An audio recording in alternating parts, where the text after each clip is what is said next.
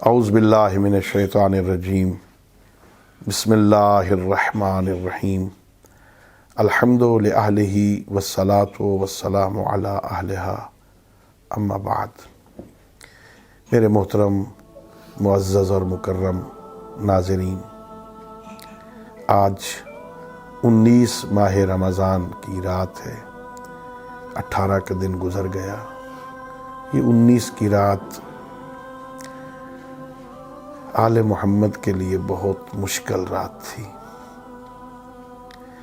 آج کی رات میرے آقا نے اپنی بیٹی ام کلثوم کے گھر میں گزاری ہے۔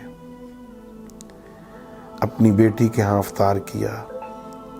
افطاری میں مشہور یہ ہے کہ میری آقا زادی نے نمک بھی رکھا، کھجوریں بھی رکھی، دودھ بھی رکھا۔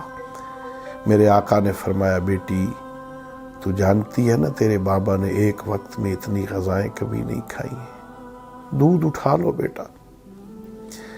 شاید علم امامت سے جانتے تھے اس دودھ کی پھر ضرورت پڑے گی۔ نمک کے ساتھ اور کھجور کے ساتھ روزہ کو افطار کیا، پھر اللہ کی عبادت میں مصروف ہو گئے۔ تھوڑی تھوڑی دیر بعد باہر نکلتے۔ علامہ مفتی جعفر حسین رحمۃ اللہ علیہ نے سیرت امیر المؤمنین میں لکھا، تھوڑی تھوڑی دیر باہر نکلتے، تھوڑی دیر بعد آسمان کی طرف دیکھتے، دیکھ کے کہتے رات تو وہی ہے، نشانیاں تو وہی ہیں۔ اللہ اکبر۔ اپنے بابا کو اس طرح مضطرب دیکھا، جناب ام کلثوم کہنے لگی، بابا کیا بات ہے؟ ایسی بات ہے کوئی تو آج نہ جائیے نماز پڑھانے کے لیے، کسی اور کو بھیج دیجئے۔ میرے آقا فرماتے ہیں، بیٹی کیا اللہ کی تقدیر کو روکا جا سکتا ہے؟ میرے آقا صبح نکلے۔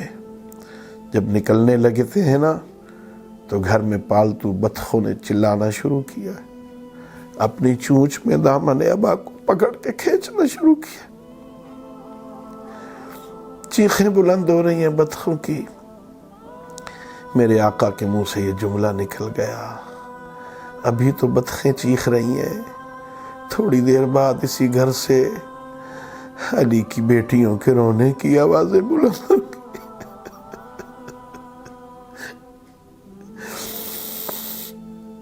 اللہ اکبر۔ کہتے بیٹی بھائی حسن سے کہنا، اپنے بھائی حسن سے کہنا انہیں خوراک دے سکے تو انہیں گھر میں رکھنا، ورنہ انہیں جنگل میں چھوڑ دینا، یہ اپنی غذا خود مہیا کر لیں گے۔ پھر حسرت سے ایک مرتبہ ڈیوڑی کے دروازے کو دیکھا، انا للہ و انا الیہ راجعون پڑھتے ہوئے میرے آقا اپنے بیت السرا سے، اپنے گھر سے، بیت الشرف سے چلے مسجد کوفہ کی طرف۔ گلدستہ اذان پہ اذان کہی، اپنی زندگی کی آخری اذان سارے کوفہ والوں نے سنی۔ میں نے ایک کتاب میں پڑھا تھا، کوفہ کی عورتیں اپنے بچوں سے کہتی تھیں، سنو آج علی کی آواز میں کتنا درد ہے۔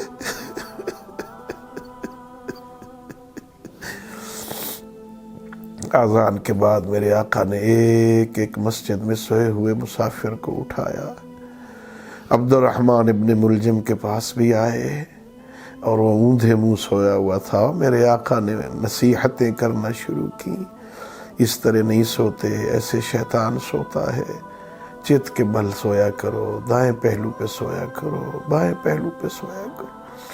میرے آقا نے اسے بیدار کرنے کے بعد محراب مسجد کا رخ کیا، اللہ تمہیں کوفہ لے جائے عزادارو۔ میرے آقا نے صبح کی نماز سے پہلے، واجب نماز سے پہلے نوافل شروع کیے۔ لکھتے ہیں مورخین، ابھی صبح کے نافلہ کی پہلی رکعت کا دوسرا سجدہ تھا، جب میرے آقا نے دوسرے سجدے سے سر اٹھایا، اس ابن ملجم ملعون نے زہر میں بجھی تلوار سے کوئی ایسا وار کیا، میرے آقا کا سر شگافتہ ہوا، مسجد کے در و دیوار ہلنے لگے، ہاں زمین میں زلزلہ آیا، ایک مرتبہ مٹی اٹھا کے اپنے سر میں ڈالنا شروع کی اور کہنے لگے فزت ورب الکعبہ، رب کعبہ کی قسم میں کامیاب ہو گیا۔ ایک مرتبہ ہاں سر پیٹتا ہوا جبرائیل فضائے کوفہ پہ آیا اور کوفہ کی فضا میں یہ ماتم کر کے صدائیں لگائیں، الا قد قتل ابن عم المصطفیٰ واللہ تحدمت ارکان الہدی، قد قتل ابن عم المصطفیٰ، ہائے ہدایت کے ارکان گر گئے، آج مصطفیٰ کے چچا زاد علی کو قتل کر دیا گیا۔ انا للہ و انا الیہ راجعون۔